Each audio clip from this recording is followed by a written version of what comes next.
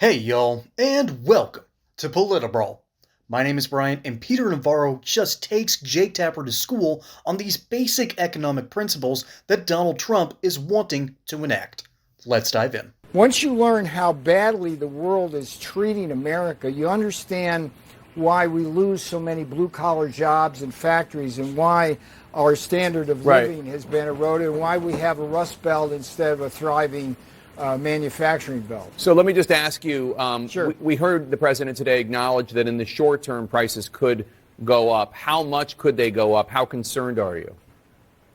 Well, look, here's the beauty of this. If you and I were having this conversation back during the first term, as we did, there was a lot of people, their hair was on fire. It's like inflation, recession.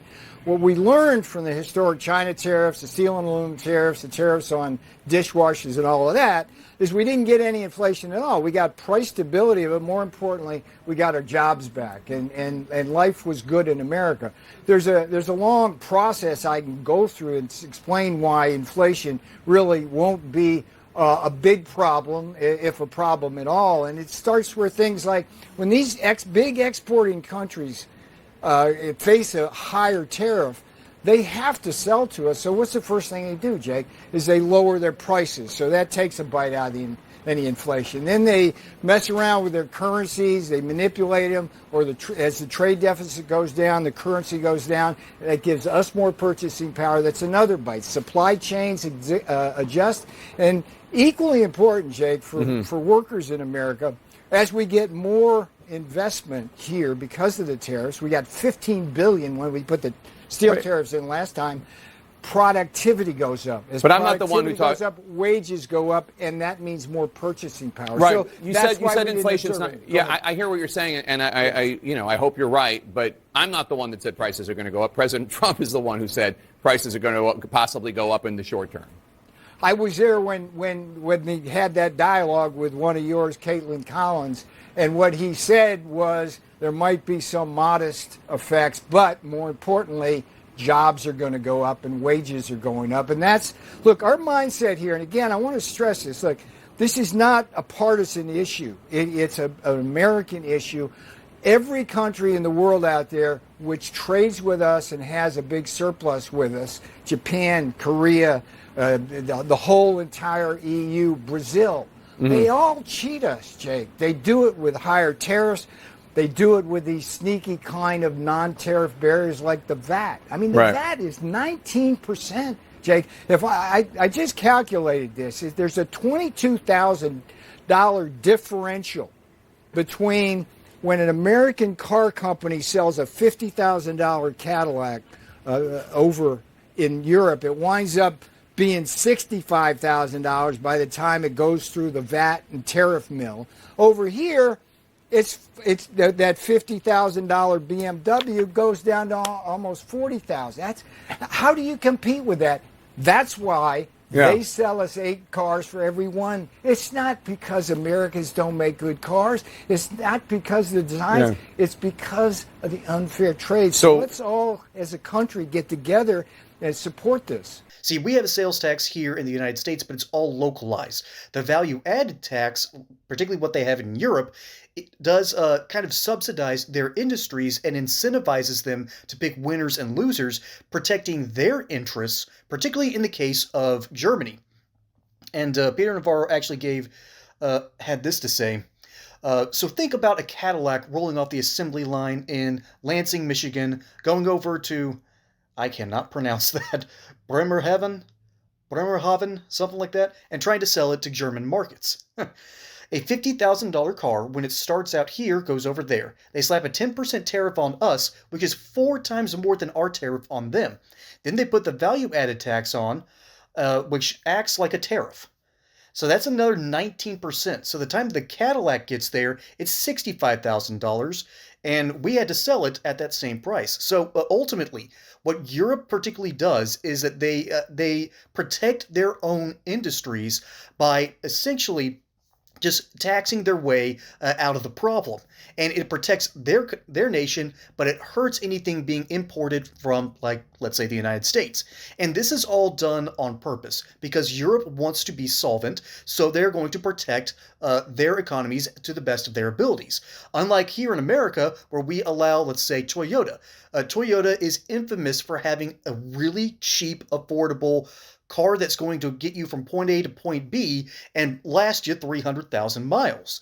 That is something that's great for a consumer economy, but it's not great when you consider that eventually a consumer nation like the United States, a service-based economy now, you need to start producing things. That is the whole point and purpose and the whole spirit of what Donald Trump is trying to enact here in the United States.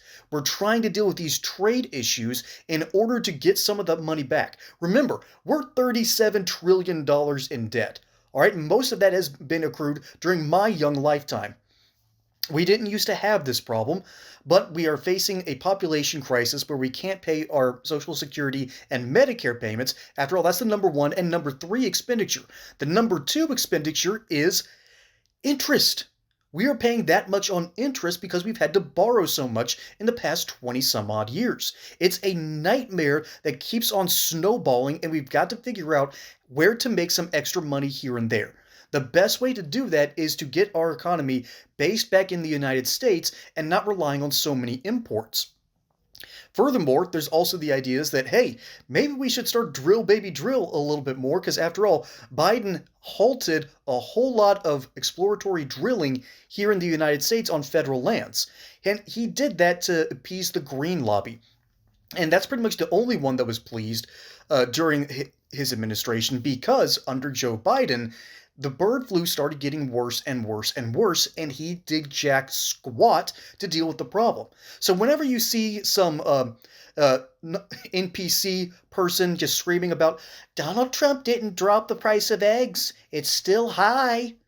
Well, yeah, that's because we're trying to undo not just damages from the Biden administration, but from the lack of doing anything at all. The bird flu has swept through like a tsunami through the farms of the United States, and there was no plan to deal with this whatsoever. Joe Biden was missing in action.